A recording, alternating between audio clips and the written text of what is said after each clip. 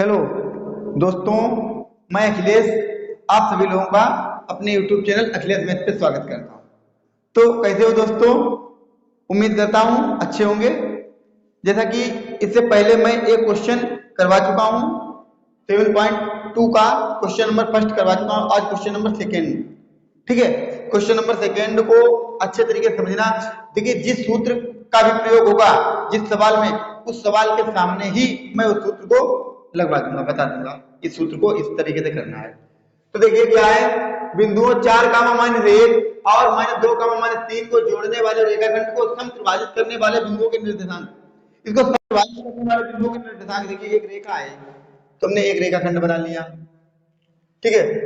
एक रेखाखंड हमने बना लिया, इस रेखाखंड का नाम दे दिया ए और बी। देखिए इसके अलावा हम कुछ करते हैं, ए और बी रेखाखंड का नाम दे देते हैं।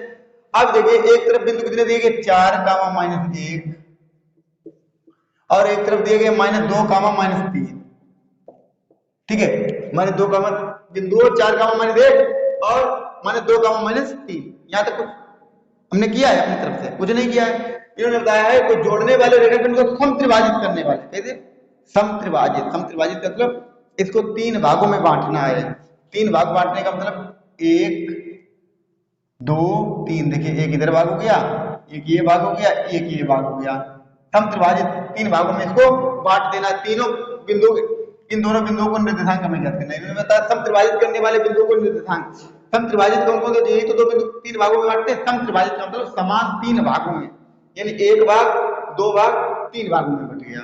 इसको नाम हमने दे दिया P और Q। मान लिया P जो है रेखाखंड। अब एक बात बताइए, यहाँ पे P जो है रेखाखंड AB को किस अनुपात में विभाजित करता है? हम देखते हैं इधर भाग कितना है, 1। कितना है, 1। और इधर भाग अभी मान लेते हैं Q है नहीं, Q इसमें है नहीं। अभी मान लेंगे थोड़ी देर के लिए Q इसमें है ही नहीं। P जो है इस रेखाखंड को किस अनुपात में, पूरी रेखाखंड कितने का है, 3 भागों में बांटना है, यानी इसका भाग पूरा रेखाखंड 3 किया है। कितने की है, 3 की है। और P एक भाग ले लेता है, तो इधर भाग कितने बचे, 2। इधर कितने बचे, 2। तो जो P है वो रेखाखंड AB को किस अनुपात में विभाजित करता है, 1 और 2 के अनुपात में विभाजित करता है। तो देखिए हम लिख देंगे भाई, अभी जो हमने हिंदी बताई है, यदि बिंदु P कामा रेखाखंड AB को, यदि बिंदु P रेखाखंड AB को किस अनुपात में, देखिए इधर एक भाग, इधर एक, इधर एक, इधर 2 भाग।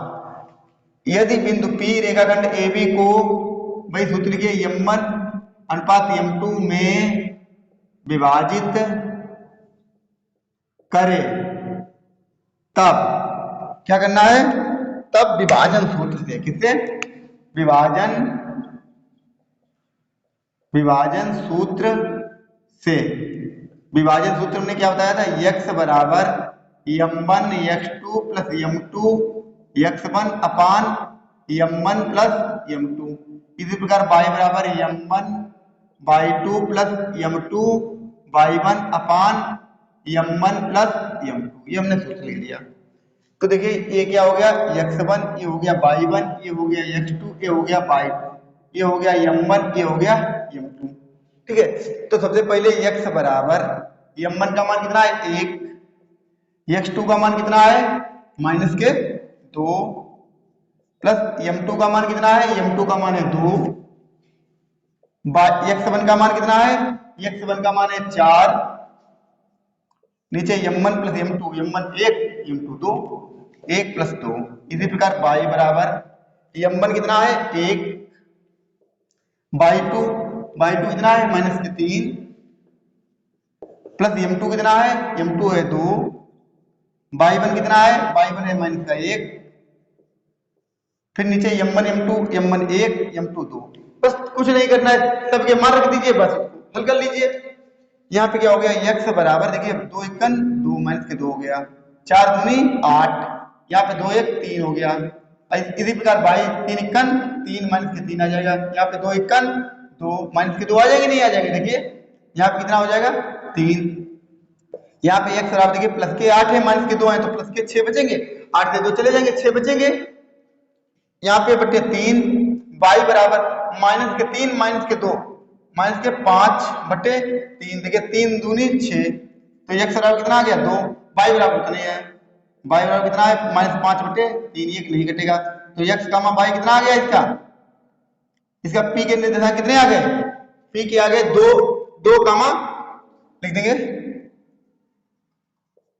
बिंदु p के निर्देशांक बराबर 2 कामा -5/3, ये किसके आगे p के आगे। इसी प्रकार हम q के निकालेंगे, लिख देंगे यदि q, अब देखिए q के लिए अब m1 m2 ये बिगाड़ दीजिए, अब देखिए q के लिए, अब q के लिए देखिए q इधर कितने भाग में बांट रहा है, 2 भाग, इधर 2 हो गए, तो इधर कितना बचा 1। अब मान लेते p है ही नहीं, q जो है रेखाखंड AB को 2:1 के अनुपात में बांटता है, लिख देंगे यदि बिंदु q कामा रेखाखंड AB को m1:m2 में विभाजित करे, तब विभाजन सूत्र से, वही सूत्र लिखना है, x बराबर m1 x2 plus m2 x1 अपान m1 प्लस m2। इसी प्रकार y बराबर m1 y2 plus m2 y1 अपान m1 प्लस m2। बस ये सूत्र लिखना है इसमें भी। अब देखिए यहाँ पे ये m1 हो गया, ये m2 हो गया। अब देखिए x बराबर m1 का मान कितना है 2, x2 का मान कितना है -2, m2 का मान कितना है 1, x1 का मान कितना है 4, नीचे m1 प्लस m2, m1 कितना है 2, m2 कितना है 1, हम y बराबर m1 का मान 2, y2 का मान -3, m2 का मान 1, y1 का मान -1, और नीचे m1 m2 है, m1 का मान 2, m2 का मान 1, 2 + 1, सिंपल, ठीक है। अब क्या करना है, x बराबर 2 दूना 4, माइनस के 4 आ जाएगा, यहाँ पे 4 × 4, नीचे 2 1 3। इसी प्रकार y बराबर देखिए 3 दूनी 6 माइनस के, देखिए यहाँ पे माइनस आ जाएगा, 1 × 1 और नीचे 3, यहाँ पे देखिए माइनस के 4 प्लस के 4, तो x बराबर कितना आ जाएगा 0/3, y बराबर देखिए माइनस का 1 माइनस के 3 माइनस का 6 माइनस का 1 माइनस के 7/3, तो देखिए 0 में भाग देंगे तो कितना आएगा 0, तो x का मान कितना आ गया 0, y का मान कितना है -7/3, y का मान भी आ गया। तो लिख देंगे q के निर्देशांक बराबर आ गया 0, -7/3, ठीक है, q के भी आ गए। तो इन्होंने बताया था बिंदुओं 4, -1 और -2, -3 को जोड़ने वाले रेखाखंड को समत्रिभाजित करने वाले बिंदुओं के निर्देशांक, तो समत्रिभाजित करने वाले बिंदुओं के एक p का आ गया और एक q का आ गया, ठीक है। तो समझ में आ गया होगा, नहीं समझ में आया तो फिर से दोबारा वीडियो देखिए, अच्छे तरीके से देखिए, पूरे मन से देखिए, ठीक है। फिर आज के लिए इतना ही, फिर मिलते हैं नेक्स्ट एपिसोड में, तब तक के लिए जय हिंद दोस्तों।